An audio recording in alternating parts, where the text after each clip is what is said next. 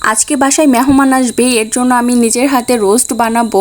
আমি একদম ঘরোয়াভাবে একদম সহজ পদ্ধতিতে রোস্ট বানাই, একদমই প্যারা নাই। অনেকেই রোস্ট বানানো একটু ঝামেলা মনে করেন, কিন্তু একদমই ইজি আমি যেইভাবে তৈরি করি আর কি। যাই হোক, এর জন্যই ভাবলাম যে আপনাদের সাথে একটু ভিডিওটা শেয়ার করি যে আমি কি দেই বা কিভাবে তৈরি করি। প্রথম থেকে আমি এই যে মশলাপাতিগুলো দিয়েছি, এগুলো আসলে ভিডিও করতে পারি নাই, তো এখানে কি দিয়েছি সেটা আপনাদের সাথে একটু শেয়ার করি। মোটামুটি বড় সাইজের একটা বলের মধ্যে বা একটা বাটির মধ্যে আমি প্রথমে দিয়ে দেই কিছুটা পরিমাণ কাজু বাদাম বাটা আর পেঁয়াজ বাটা, কিশমিশ বাটা।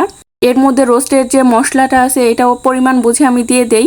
8 পিস রোস্টের জন্য আমি হাফ প্যাকেট দিয়ে দিয়েছিলাম। অনেকেই 1 প্যাকেটের সাজেস্ট করে, কিন্তু আসলে 1 প্যাকেট দিলে অনেক বেশি হয়ে যাবে। লাল মরিচের গুঁড়া, টমেটো কেচাপ আর টক দই দিয়ে দিতে হবে। আপনাদের হাতের কাছে যদি টক দই না থাকে, যদি মিষ্টি দই ইউজ করতে চান তাহলে সেই ক্ষেত্রে লেবুর রস দিয়ে দিবেন হালকা। এছাড়া ওইখানে আর কিছু দেওয়ার দরকার নেই। আর পরবর্তীতে রান্নার জন্য আমি যেটা করব, বেশি করে পেঁয়াজ নিয়ে নিয়েছি। এটা বেরেস্তার জন্য লাগবে আর রান্নার জন্যও লাগবে। আর লাগবে এলাচ, দারচিনি, তেজপাতা আপনার পরিমাণ বুঝে দিবেন। আর আস্ত কাঁচামরিচ নিয়েছিলাম আর আদা রসুন বাটা নিয়েছিলাম এখানে পরিমাণ মতো। আপনারা আপনাদের পরিমাণ মতো সবকিছু দিবেন। আর যে আমি প্রথমে বেরেস্তার জন্য অনেকগুলো পেঁয়াজ দিয়ে দিয়েছি চুলার মধ্যে। পেঁয়াজটা মোটামুটি আমি একদম ব্রাউন কালার করে ভেজে নিব। আর এখানে আমার চিকেনটা রেডি আছে, মোটামুটি খুব সুন্দরভাবে ধুয়ে নিয়েছি আমি। এখন কিন্তু আমরা মেন রান্নায় চলে এসেছি। এখন যেটা করতে হবে, 1 চিমটি লবণ আর একটু পরিমাণ লেবু চিপে এখানে দিয়ে দিতে হবে। দেন অনেক ভালোভাবে মিক্সড করে নিতে হবে। আর এটা 5 মিনিটের মতো রেখে দিতে হবে, তাহলে কিন্তু খুব তাড়াতাড়ি চিকেনটা সিদ্ধ হয়ে যাবে। এই তো আমি পরিমাণ মতো একটু লবণ আর লেবুর রস দিয়ে দিচ্ছি। এখন ভালোভাবে এটা মেখে নিতে হবে। মোটামুটি সবগুলা চিকেনের সাথে মিক্সড করে নিতে হবে, যেন প্রতিটা চিকেনের গায়ে লবণটা ভালোভাবে মেখে যায় বা মিশে যায়। আগে আমি রোস্ট রান্নাটা খুবই প্যারাদায়ক মনে করতাম, খুবই ঝামেলা মনে হয়তো, আবার অনেক কিছু মিসিং হয়ে যেত, মনে থাকতো না দেওয়ার জন্য। কিন্তু এখন আর তা হয় না। খুব সুন্দরভাবে কিন্তু এটা মিক্সড করতে হবে, যেন প্রত্যেকটা চিকেনের গায়ে লবণ খুব ভালোভাবে মিশে যায়। আর এইদিকে আমার পেঁয়াজ বেরেস্তাটাও কিন্তু হয়ে যাচ্ছে। এই যে মোটামুটি অল্প আঁচে আমি দিয়ে দিয়েছিলাম মুচমুচে করে ভাজার জন্য। কালারগুলো অনেক সুন্দর হয়েছে। আমি একদম সুন্দর করে ব্রাউন কালার করে ভেজে নিয়েছিলাম। অনেক সুন্দর দেখাচ্ছে, আপনারা দেখে বুঝতেই পারছেন। কালচে কালচে ভাব হলে কিন্তু আমার খুব একটা ভালো লাগে না, এর জন্য আমি আগে নামিয়ে ফেলেছিলাম। আর এখন চিকেনটা ওই তেলের মধ্যে দিয়ে দিয়েছি, একটু হালকা ভেজে নিব। খুব বেশি ভাজতে যাবেন না, তাহলে কিন্তু শক্ত হয়ে যাবে। মোটামুটি একটু কালার চলে আসলেন কিন্তু নামিয়ে ফেলবো। পেঁয়াজ কুচির যে বেরেস্তাটা ছিল, এই বেরেস্তার তেলের মধ্যে এটা ভেজে নিচ্ছি, এর জন্য স্মেলটা খুব সুন্দর আসবে। এই যে মোটামুটি হালকা একটু কালার হলেই কিন্তু হয়ে যাবে। আমার যেহেতু 8 পিস চিকেন ছিল, আমি 4 পিস করে মোটামুটি ভালো করেই ভেজে নিচ্ছিলাম। দুইবারে দিয়ে দিয়েছিলাম আমি 4টা করে, অনেক সুন্দরভাবে ভেজে নিয়েছিলাম, একসাথে গাদাগাদি করে না দিয়ে।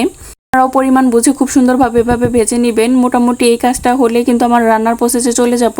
এই তো আমি এটা নামিয়ে মেন রান্নায় চলে আসলাম। আমি প্রথমে দিয়েছিলাম যে তেলে ভাজি করেছি, ওই তেলের মধ্যে পেঁয়াজ কুচি আর এলাচ, দারচিনি, তেজপাতা দিয়ে দিয়েছি।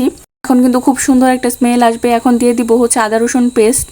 আদা রসুন পেস্ট দেওয়ার পরে কিছুক্ষণ খুব সুন্দরভাবে ভেজে নিতে হবে আর ব্রাউন কালার করে নিতে হবে, তাহলে স্মেলটা অনেক বেশি সুন্দর আসবে। আমি একটু নেড়ে চেড়ে ভালোভাবে ভেজে নিচ্ছিলাম, মানে ব্রাউন কালার হওয়া পর্যন্ত অপেক্ষা করতেছিলাম। মোটামুটি 2-4 মিনিট ভাজার পরে কিন্তু আমার কালার চলে আসবে। আর এই পর্যায়ে আমি আমার মিক্সটা দিয়ে দিব, যেটা আমি আগে মিক্সড করে রেখেছিলাম। এই মিক্সটা দিয়ে একটু নাড়াচাড়া করে নিতে হবে। আর হালকা পরিমাণ একটু পানিও দিয়ে দিতে পারেন। আর একটু কষানোর জন্য ওয়েট করতে হবে। ভালোভাবে কষানো হয়ে গেলে দেখা যাবে যে কালারটাও চেঞ্জ হয়ে গেছে, আর ওপর থেকে তেলও ভাসতেছে নর্মাল রান্নার মতোই। তারপর গিয়ে আমাদের চিকেনটা দিয়ে দিতে হবে। তো আমি একটু নাড়াচাড়া করে নিব। 2-4 মিনিট কষানোর পরে দেখতে পাচ্ছেন উপর দিয়ে তেলগুলো ভেসে উঠেছে আর কালারটা অনেক চেঞ্জ হয়ে গেছে। আর এটার কাঁচা স্মেলটাও কিন্তু অলরেডি চলে গিয়েছে। এখন আমি চিকেনটা দিয়ে দিব। আমি চিকেনটা দেওয়ার পরে একটু নাড়াচাড়া করে মিক্সড করে নিয়েছি। ভালোভাবে মিক্সড করে নিতে হবে। এর মধ্যে আমি আর কোনো কিছু অ্যাড করব না, জাস্ট চিকেনটা ভালোভাবে মিক্সড করে সিদ্ধ হতে দিব। আর অনেক কিন্তু তেল উঠে গিয়েছে অলরেডি, দেখতেই পাচ্ছেন। এর মধ্যেই কিন্তু চিকেনটা মোটামুটি ভালোই সিদ্ধ হয়ে যাবে। যখন একদম মাখো মাখো ভাব চলে আসবে, তখন কিন্তু আমাদের জল দিয়ে দিতে হবে, যেটা কিনা আমরা দুধ দিব আর হালকা পরিমাণ পানি অ্যাড করব। আপনারা চাইলে লিকুইড দুধও দিতে পারেন, আবার গুঁড়া দুধও ইউজ করতে পারেন, যার যেটা হাতের কাছে থাকে। লিকুইড দুধ দিয়ে প্লাস হালকা একটু পানিও দিয়েছিলাম।